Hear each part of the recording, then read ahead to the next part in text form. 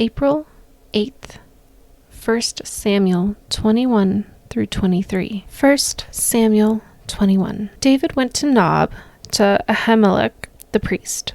Ahimelech trembled when he met him and asked, "Why are you alone? Why is no one with you?" David answered Ahimelech the priest, "The king sent me on a mission and said to me, 'No one is to know anything about the mission I am sending you on. As for my men, I have told them to meet me at a certain place. Now then, what do you have on hand? Give me 5 loaves of bread, or whatever you can find." But the priest answered David, "I don't have any ordinary bread on hand. However, there is some consecrated bread here, provided the men have kept themselves from women." David replied, "Indeed, women have been kept from us, as usual whenever I set out. The men's bodies are holy, even on missions that are not holy. How much more so today?" So the priest gave him the consecrated bread, since there was no bread there except the bread of the presence that had been removed from before the Lord and replaced by hot bread on the day it was taken away. Now, one of Saul's servants was there that day, detained before the Lord. He was Doeg the Edomite, Saul's chief shepherd. David asked Ahimelech, "Don't you have a spear or a sword here?" "I haven't brought my sword or any other weapon because the king's mission was urgent." The priest replied, "The sword of Goliath, the Philistine whom you killed in the valley of Elah, is here. It is wrapped in a cloth behind the ephod. If you want it, take it. There is no sword here but that one." David said, "There is none like it. Give it to me." That day David fled from Saul and went to Achish, king of Gath.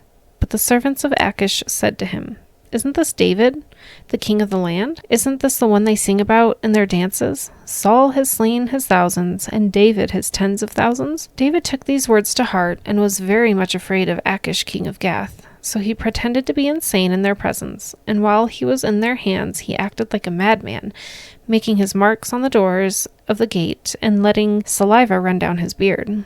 Achish said to his servants, "Look at that man, he is insane. Why bring him to me? Am I so short of madmen that you have to bring this fellow here to carry on like this in front of me? Must this man come into my house?" 1 Samuel 22. David left Gath and escaped to the cave of Adullam. When his brothers and his father's household heard about it, they went down to him there. All those who were in distress or in debt or discontented gathered around him, and he became their commander. About 400 men were with him. From there David went to Mizpah in Moab and said to the king of Moab, "Would you let my father and mother come and stay with you until I learn what God will do for me?" So he left them with the king of Moab, and they stayed with him as long as David was in the stronghold. But the prophet Gad said to David, "Do not stay in the stronghold. Go into the land of Judah." So David left and went to the forest of Hereth. Now Saul heard that David and his men had been discovered, and Saul was seated, spear in hand, under the tamarisk tree on the hill of Gibeah, with all his officials standing at his side. He said to them, "Listen, men of Benjamin, will the son of Jesse give all of you fields and vineyards? Will he make all of you commanders of thousands and commanders of hundreds? Is that why you have all conspired against me?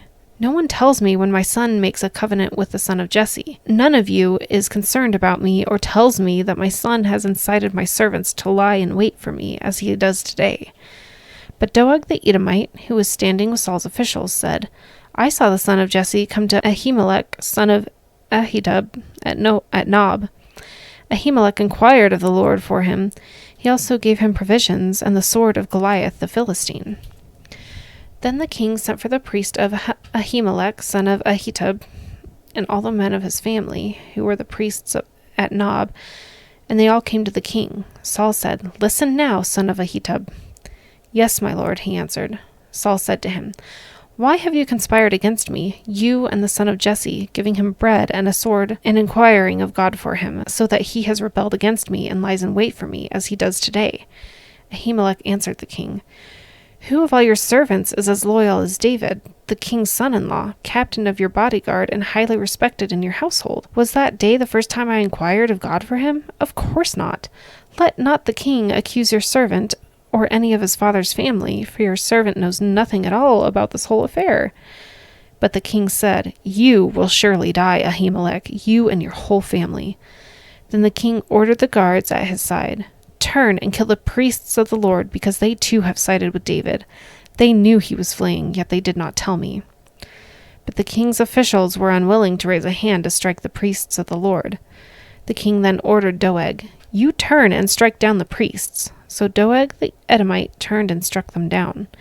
That day he killed 85 men who wore the linen ephod. He also put to the sword Nob, the town of the priests, with its men and women, its children and infants, and its cattle, donkeys, and sheep. But one son of Ahimelech, son of Ahitub, named Abiathar, escaped and fled to join David. He told David that Saul had killed the priests of the Lord. Then David said to Abiathar, "That day, when Doeg the Edomite was there, I knew he would be sure to tell Saul, 'I am responsible for the death of your whole family. Stay with me. Don't be afraid. The man who wants to kill you is trying to kill me too. You will be safe with me.'" 1 Samuel 23. When David was told, "Look, the Philistines are fighting against Keilah and are looting the threshing floors," he inquired of the Lord, saying, "Shall I go and attack these Philistines?" The Lord answered him, "Go, attack the Philistines and save Keilah." But David's men said to him, "Here in Judah we are afraid. How much more, then, if we go to Keilah against the Philistine forces?" Once again David inquired of the Lord, and the Lord answered him, "Go down to Keilah, for I am going to give the Philistines into your hand." So David and his men went to Keilah, fought the Philistines, and carried off their livestock. He inflicted heavy losses on the Philistines and saved the people of Keilah. Now Abiathar, son of Ahimelech, had brought the ephod down with him when he fled to David at Keilah. Saul was told that David had gone to Keilah and said, "God has delivered him into my hands, for David has imprisoned himself by entering a town with gates and bars." And Saul called up all his forces for battle, to go down to Keilah and besiege David and his men. When David learned that Saul was plotting against him, he said to Abiathar the priest, "Bring the ephod." David said, "Lord, God of Israel, your servant has heard definitely that Saul plans to come to Keilah and destroy the town on account of me. Will the citizens of Keilah surrender to him? Will Saul come down, as your servant has heard? Lord, God of Israel, tell your servant." And the Lord said, "He will." Again David asked, "Will the citizens of Keilah surrender me and my men to Saul?" And the Lord said, "They will." So David and his men, about 600 in number, left Keilah and kept moving from place to place. When Saul was told that David had escaped from Keilah, he did not go there. David stayed in the wilderness strongholds and in the hills of the desert of Ziph. Day after day, Saul searched for him, but God did not give David into his hands. While David was at Horesh in the desert of Ziph, he learned that Saul had come out to take his life. And Saul's son, Jonathan, went to David at Horesh and helped him find strength in God. "Don't be afraid," he said. "My father Saul will not lay a hand on you. You will be king over Israel, and I will be second to you. Even my father Saul knows this." The two of them made a covenant before the Lord. Then Jonathan went home, but David remained at Horesh. The Ziphites went up to Saul at Gibeah and said, "Is it not David hiding among us in the strongholds at Horesh on the hill of Hachilah, south of Jeshimon? Now, your majesty, come down whenever it pleases you to do so, and we will be responsible for giving him into your hands." Saul replied, "The Lord bless you for your concern for me. Go and get more information. Find out where David usually goes and who has seen him there. They tell me he is very crafty. Find out about all the hiding places he uses and come back to me with definite information. Then I will go with you.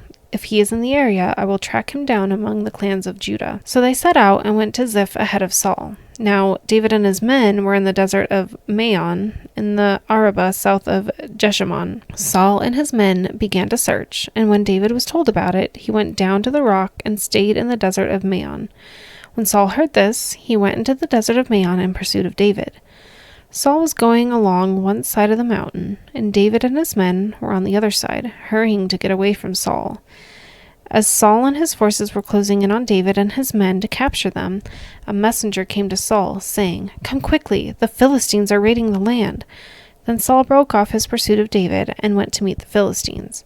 That is why they call this place Selah Hamelikoth. And David went up from there and lived in the strongholds of En-Gedi.